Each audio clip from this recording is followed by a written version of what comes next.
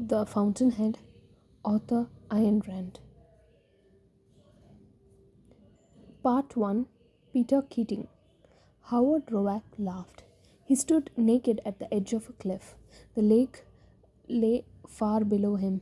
A frozen explosion of granite burst in flight to the sky over the motionless water. The water seemed immovable, the stone flowing. The stone had the stillness of one brief moment in battle when thrust meets thrust and the currents are held in a pause more dynamic than motion. The stone glowed, wet with sun rays. The lake below was only a thin steel ring that cut the rocks in half. Rocks went into the depths unchanged. They began and ended in the sky, so that the world seemed suspended in space, an island floating on nothing, anchored to the feet of the man on the cliff. His body leaned back against the sky. It was a body of a long straight lines and angles, each curves broken into planes. He stood rigid, his hands hanging at his sides, palms out. He felt his shoulder blades drawn tight together, the curve of his neck, and the weight of the blood in his hands. He felt the wind behind him, in the hollow of his spine. The wind waved his hair against the sky. His hair was neither blonde nor red, but the exact color of ripe orange rind. He laughed at the thing which happened to him that morning and at the things which now lay ahead. He knew that the days ahead would be difficult. There were questions to be faced and a plan of action to be prepared. He knew that he should think about it. He knew also that he would not think because everything was clear to him already, because the plan had been sent long ago. The plan had been set long ago. And because he wanted to laugh, he tried to consider it, but he forgot. He was looking at the granite. He did not laugh as his eyes stopped in awareness of the earth around him. His face was like a law of nature, a thing one could not question, alter, or implore. It had high cheekbones, overgalled, hollow cheeks, grey eyes, cold and steady, a, a contemptuous mouth, shut tight, the mouth of an executioner or a saint. He looked at the granite, to be cut, he thought, and made into walls. He looked at a tree, to be split and made into wafers. He looked at a streak of rust on the stone and thought of an iron ore under the ground, to be melted and to merge as grinders against the sky. These rocks, he thought, are here for me, waiting for the drill, the dynamite, and my voice, waiting to be split, ripped, pounded, reborn, waiting for the shape of my hands will give them. When he shook his head, because he remembered that morning and that there were many things to be done, he stepped to the edge, raised his arms, and dived down into the sky below. He cut straight across the lake to the shore ahead. He reached the rocks where he had left his clothes. He looked regretfully about him. For 3 years, ever since he had lived in Staten, he had come here for his only relaxation, to swim, to rest, to think, to be alone and alive. Whenever he could find 1 hour to spare, which had not been often. In his new freedom, the first thing he had wanted to do was to come here, because he knew that he was coming for the last time. That morning, he had been expelled from the architectural school of Staten Institute of Technology. He pulled his clothes on, old denim trousers, sandals, a shirt with short sleeves, and most of its buttons missing. He swung down a narrow trail among the boulders to a path running through a green slope to the road below. He walked swiftly, with a loose, lazy expertness lazy expertness of motion. He walked he walked down the long road in the sun. Far ahead, Staten lay sprawled on the coast of Massachusetts, a little town as a setting of gem of its existence, the great institute rising on a hill beyond. The township of Staten began with a dump. A grey mound of refuse rose in the grass. It smoked faintly. Tin cans glittered in the sky in the sun. The road led past the first house to a church. The church was a Gothic monument of shingles painted pigeon blue. It had stout wooden buttresses supporting nothing. It had stained glass windows with heavy traceries of imitation stone. It opened the way into long street edged by light, exhibitionist lawns. Behind the lawns stood wooden piles, tortured out of all shape, twisted into gables, turrets, dormers, bulging with porches, crushed under huge sloping roofs. White curtains floated at the windows. A garbage can stood at a side door, flowing over. An spat old Pekingese sat upon a cushion on a door step, its mouth drooling. A line of diapers fluttered in the wind between the columns of a porch. People looked into People turned to look at Howard Roark as he passed. Some remained staring after him with sudden resentment. They could give no reason for it. It was an instinct his his presence awakened in most people. Howard Roark saw no one. For him, the streets were empty. He could have walked there naked without concern. He crossed the heart of Staten, a broad green edged by shop windows. Windows display new placards announcing "Welcome to the class of 2022. Good luck, class of 2022." The class of 2022 of Staten Institute of Technology was holding its commencement exercises that afternoon. Roark swung into the side street where, at the end of a long row, on a knoll over a green ravine, stood the house of Mrs. Keating. He had boarded that house before 3 years. He had boarded at that house for 3 years. Mrs. Keating was out on the porch. She was feeding a couple of canaries in a cage suspended over the railing.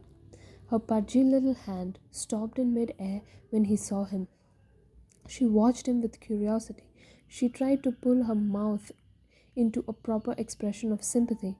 She succeeded only in betraying that the process was an effort. He was crossing the porch without noticing her. She stopped him. "Mr. Roark?" "Yes." "Mr. Roark, I'm so sorry about—" She hesitated demurely. "About what happened this morning?" "What?" he asked. "You're being expelled from the institute. I can't tell you how sorry I am. I only want you to know that I feel for you." He stood looking at her. She knew that he did not see her. No, she thought. It was not that exactly. He always looked straight at people, and his damnable eyes never missed a thing. It was only that he made people feel as if they did not exist. He just stood there looking. He would not answer. "But what I say," she continued, "is that if one suffers in this world, it's on an account of error. Of course, you will have to give up the architect profession now, won't you? But then a young man can always earn a decent living clerking or selling or something." He turned to go. "Oh, Mr. Roark," she called. "Yes?" "The dean phoned for you a while ago, while you were out." For once she expected some emotion from him, and an emotion would be equivalent of seeing him broken. She did not know what it was about him that had always made her want to see him broken. "Yes," he he asked. The dean, she repeated uncertainly, trying to recapture her effort. The dean himself, through his secretary. Well, she said, to tell you that the dean wanted to see you immediately, the moment you got back. Thank you. What do you suppose he can want now? I don't know. He said, I don't know. And she had heard, heard distinctly, I don't give a damn. She stared at him in, in, incredulously. By the way, she said, Petty is graduating today. She said it without apparent relevance. Today? Oh, yes. It's a great day for me when I think of how I skimped and slaved to put my boy through school. Not that I am complaining. I'm not I'm not one to complain. Petty is a brilliant boy. She stood up. Her stout little body was corseted so tightly under the starched folds of her cotton dress that it seemed to squeeze the fat out of her waists and ankles. But of course, she went on rapidly, with eagerness of her stupid subject, I'm not the one to boast. Some others are lucky and others are just not. We are all in our rightful place. You just watch Petty from now on. I'm not the one to want to kill. I'm not the one to want my boy to kill himself with work, and I'll thank Lord for any small success that comes in his way. But if that boy isn't the greatest architect of this USA, his mother will want to know the reason why. He moved to go. But what am I doing dabbling with you like that? She said brightly. You've got to hurry and change and run along. The dean is waiting for you.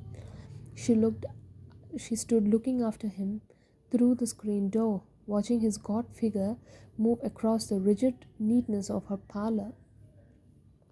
He always made her uncomfortable in the house with a vague feeling of apprehension, as if she were waiting to see him swing out suddenly and smash her coffee tables, her Chinese vases, her framed photographs. He had never shown any inclination to do so. She kept expecting it, without knowing why. Roark went up the stairs to his room. It was a large bare room, made luminous by the clean glow of whitewash. Mrs. Keating had never had the feeling that Roark really lived there. He had not added a single object to the bare necessities of the furniture, which she had provided. No pictures, no peanuts, no cheering human touch. He had brought nothing to the room but his clothes and his drawings. There were few clothes and too many drawings. They were stacked high in one corner. Sometimes she thought that the drawings lived there, not a man. Rob walked now to see these drawings. They were the first things to be packed. He lifted one of them, then the next, then another. He stood looking at the broadsheets. They were sketches of buildings just as had never stood on the face of the earth. They were as the first houses built by the first man born who had never heard of other buildings before him. There was nothing to be said of them, except each structure was inevitably what it had to be. It was not as if the draftsman had sat over them, pondering laboriously, piercing together doors, windows, and columns as his whim dictated and as the books prescribed. It was as if the buildings had sprung from the earth and from living force, complete, unalterably right. The hand that had made the sharp pencil lines still had much to learn, but not a line seemed superfluous, not a knitted plane was missing. The structures were austere and simple until one looked at them and realized what work, what complexity of method, what tension of thought had achieved the simplicity. No laws had dictated a single detail. The buildings were not classical. They were not Gothic, they were not Renaissance, they were only Howard Roark. He stopped, looking at a sketch that was one that had never satisfied him. He had designed it as an exercise he had given himself. Apart from his schoolwork, he did that often when he found some particular site and stopped before it to think of what building it would bear. He had spent nights staring at his sketch, wondering what he had missed. Glancing at it now, unprepared, he saw the mistake he had made. He flung the sketch down on the table. He bent over it. He slashed lines straight through his neat drawing. He stopped once in a while and stood looking at it, fingertips pressed to the paper as if his hands held the building. The hands had long fingers, hard veins, prominent joints, and wrist bones. An hour later, he heard a knock on the door. "Come in," he snapped, without stopping. "Mr. Roark," gasped Mrs. Keating, staring at him from the threshold. "What on earth are you doing?" He turned and looked at her, trying to remember who she was. "How about the Dean?" she moaned. "The Dean that's waiting for you." "Oh," Roark said. "Oh, yes, I forgot." "You forgot?" "Yes." There was a note of wonder in his voice, astonished by her astonishment. "Well, all I can say," she choked, "is that it serves you right. It just serves you right." And with the commencement beginning at 4:30, how do you expect him to have time to see you? "I'll go at once, Mrs. Keating."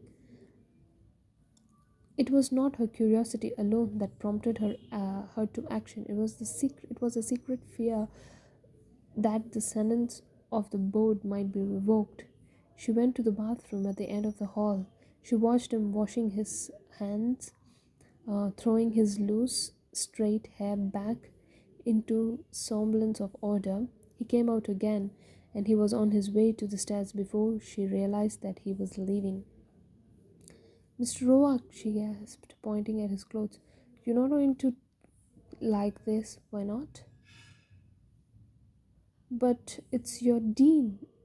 "Not anymore, Mrs. Keating." She thought, aghast, that he said it as if he were actually happy.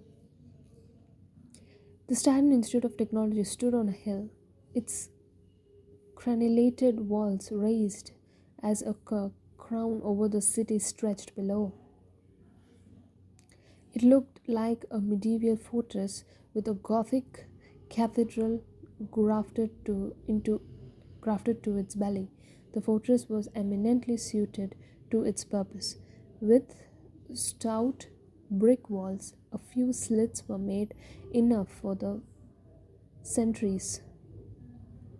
Ramparts behind, ramparts behind, which defending archers could hide.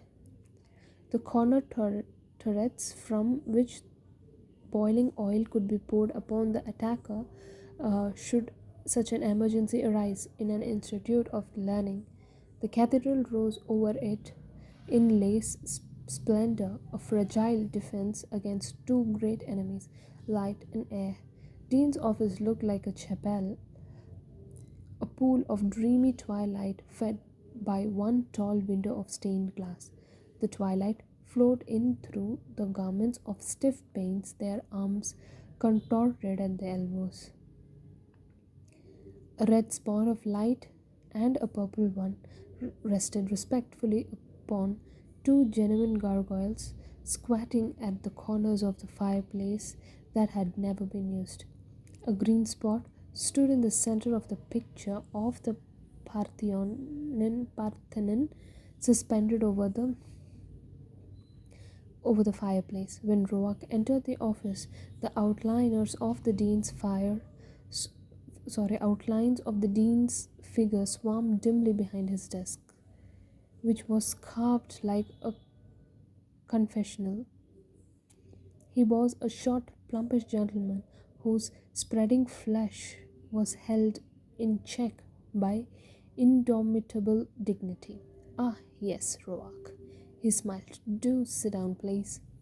Rock sat down. The dean entwined his fingers on his stomach and waited for the plea he expected. No plea came. The dean cleared his throat. It will be necessary for me to express my regret at the unfortunate event of this morning, he began, since I take it for granted that you have always known my sincere interest in your welfare. Quite unnecessary, said Roark. Dean looked at him dubiously but continued, needless to say, I did not vote against you. I abstained entirely. But you may be glad to know that you had quite a determined little group of defenders at the meeting. Small but determined.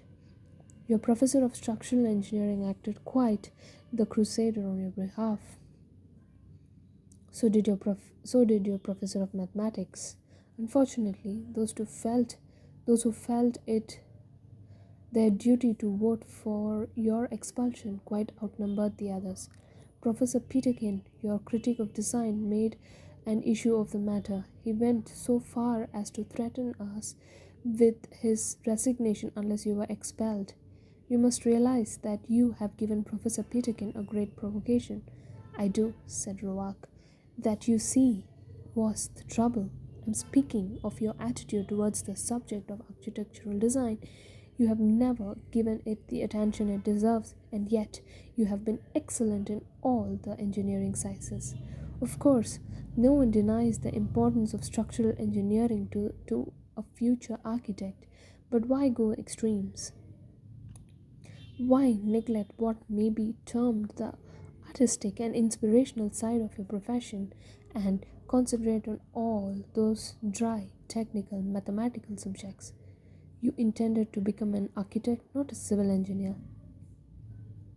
Isn't this superfluous? Asked Roark. It's past. There's no point discussing my choice of the subjects now. I'm endeavoring to be helpful, Roark. You must be fair about this. You cannot say that you were not given many warnings before this happened. I was. The dean moved in his chair. Roark made him uncomfortable. Roark's eyes were fixated on him politely. The dean thought, there's nothing wrong with the way he's looking at me. In fact, it's quite correct.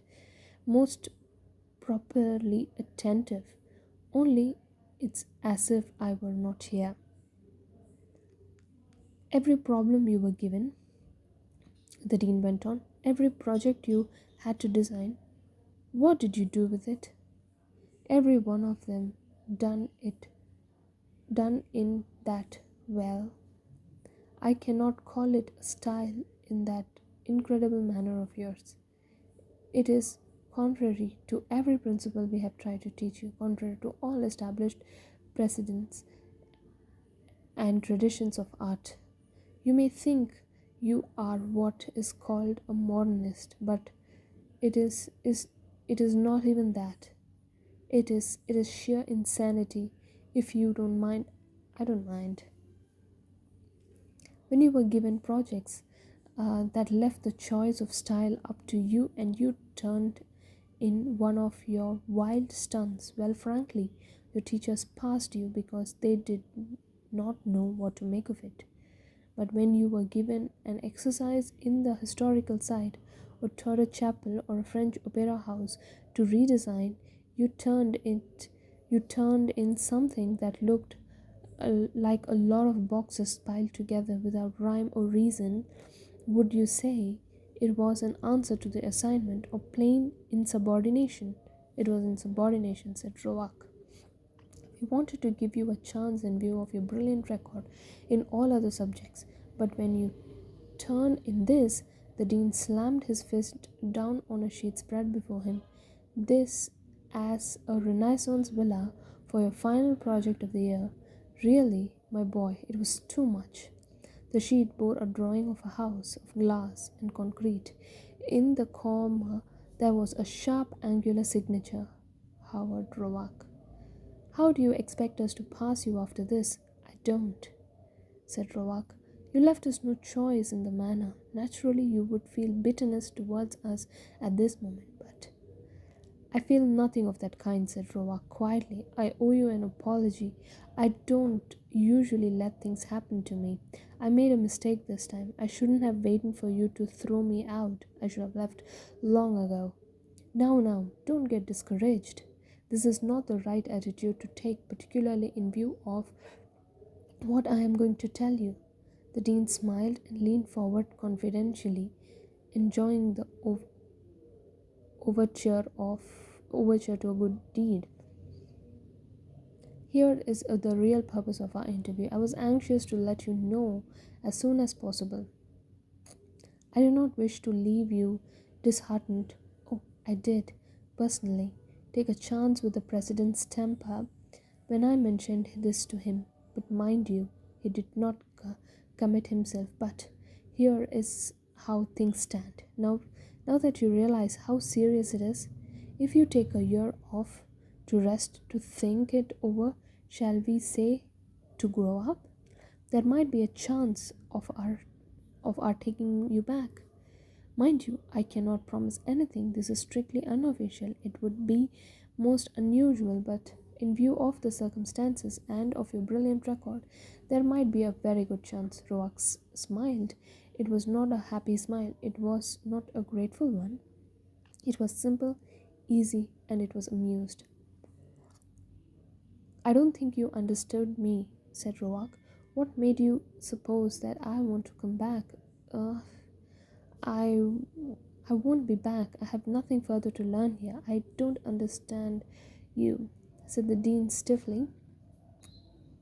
Is there any point in explaining? It's of no interest to you any longer. You will kindly explain yourself if you wish. I want to be an architect, not an archaeologist.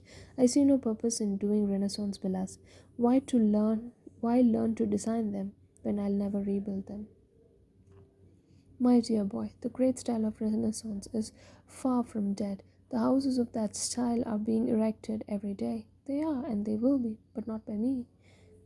Come, now this is childish. I came here to learn about building. When I was given a project, its only value to me was to learn to solve it as I would solve I a real one in the future. I did them the way I'll build them. I've learned all I could learn here in the structural sciences, of which you don't approve. One more year of drawing Italian postcards would give me nothing. An hour ago, Dean had wished that this interview would proceed as calmly as possible. Now he wished that Roak would display some emotion. It seemed unnatural for him to be so quietly natural in the circumstances. Do you mean to tell me that you are thinking seriously of building that way? When and if you are an architect? Yes. My dear fellow, who will let you? That's not the point. The point is, who will stop me? Look here, this is serious. I'm sorry that I haven't had a long, earnest talk with you much earlier. I know. I don't interrupt me. You have seen a modernistic building or two, and it gave you ideas. But do you realize what a passing fancy that whole so called modern movement is?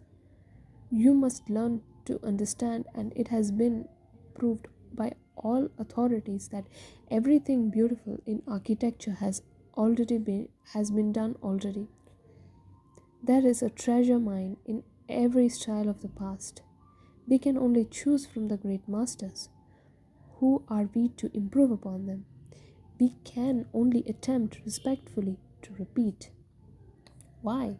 Asked Howard Rovak. No, not the dean. No, he hadn't said anything else, but it's perfectly innocent word. He's not threatening me. But it's self-evident, said the dean. Look, said Rovak evenly, and pointed out at the window. Can you see the campus and the town? Do you see how many men are walking and living down there? Well, I don't give a damn what any or all of them think about this architecture or about anything else for that matter. Why should I consider what their grandfather thought of it? That is our sacred tradition. Why? For heaven's sake, Can't you stop being so naive about it? But I don't understand. Why do you want me to think that this is great architecture? He pointed to the picture of Parthenon. Parthenon. That, said the dean, is the Parthenon. So it is. I haven't the time to waste on silly questions. Alright, then Roa got up. He took a long ruler from the desk and walked to the picture. Shall I tell you what's rotten about it? It's the Parthenon, said the dean. Yes, goddammit, the Parthenon. The ruler struck the glass over the picture. Look, Roak said, the famous flutings of on the famous columns. What are they there for? To hide the joints in the wood when columns were made of wood. Only these aren't. They are marbles. The triglyphs, what are they? Wood? Wooden beams. The way they had to be laid when people began to build wooden shacks. Your Greeks took marble and they made copies of the wooden structures out of it because others had done it that way. Then your masters of the Renaissance came along and made copies in the plaster of the copies in marbles of copies in wood. Now, here we are making copies in steel and concrete of the copies in plaster of copies in marbles of copies in wood. Why? Dean sat watching him cautiously. Something puzzled him, not in the words, but Roak's manner of saying them. Rules, said Roak. Here are my rules. What can be done with one substance must never be done with another. No two materials are alike. No two sites on earth are alike. No two buildings have the same purpose. The purpose, the site, the material determine the shape. Nothing can be reasonable or beautiful unless it's made by one central idea, and the idea sets every detail. A building is alive like a man. Its integrity is to follow its own truth. It's one single theme and to serve its own single purpose. A man doesn't borrow pieces of his body. A building doesn't borrow hunks of its soul. It's the maker gives it the soul and every wall, a window and stairway to express it. But all the paper's forms of expressions have been discovered long ago. Expressions of what? The Parthenon did not serve the same purpose as its wooden ancestor. The An airline terminal does not serve the same purpose as the Parthenon. Every form has its own meaning. Every man creates his meaning and form and goal. Why is it so important what others have done? Why does it become sacred by the mere fact of not being your own? Why is everyone and anyone right so long as it's not yourself? Why does the number of those others take the place of truth?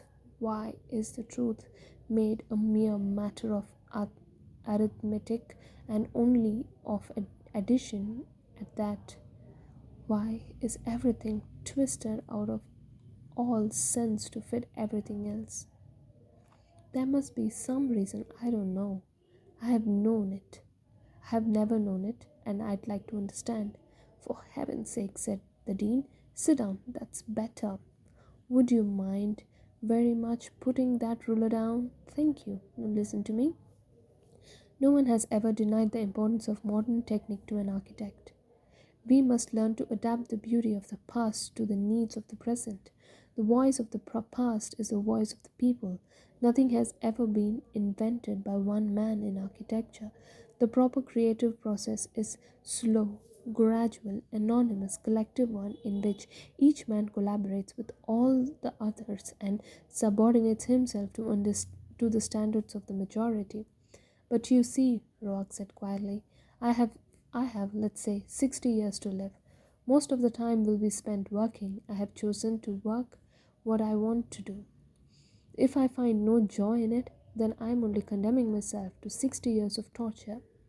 And I can find the joy only if I do my work in the best way possible to me. But the best is the matter of standards, and I set my own standards. I inherit nothing. I stand at the end of no tradition. I may perhaps stand at the beginning of one. How old are you? Asked the dean. 22, said Ravak. Quite excusable, said the dean. He seemed relieved. You'll outgrow all that, he smiled. The old standards have lived for thousands of years and nobody has been able to improve upon them. What are your modernists? A transient mode, exhibitionists trying to attract attention. Have you observed the course of their careers? Can you name one who has achieved any permanent directions? Look at Henry Cameron, a great man, a leading architect 20 years ago. But what is he today? Lucky if he gets once a year a garage to remodel, a bum and a drunkard who. We won't discuss Henry Cameron. Oh, is he a friend of yours? No, but I've seen his buildings. And you find them? I said I won't discuss Henry Cameron. Very well. You must realize that I am allowing you a great deal of, shall we say, latitude. I am not accustomed to hold a discussion with a student who behaves in your manner. However, I am anxious to forestall, if possible, what appears to be a tragedy, the spectacle of a young man of your obvious mental gifts setting out to deliberately make a mess of his life.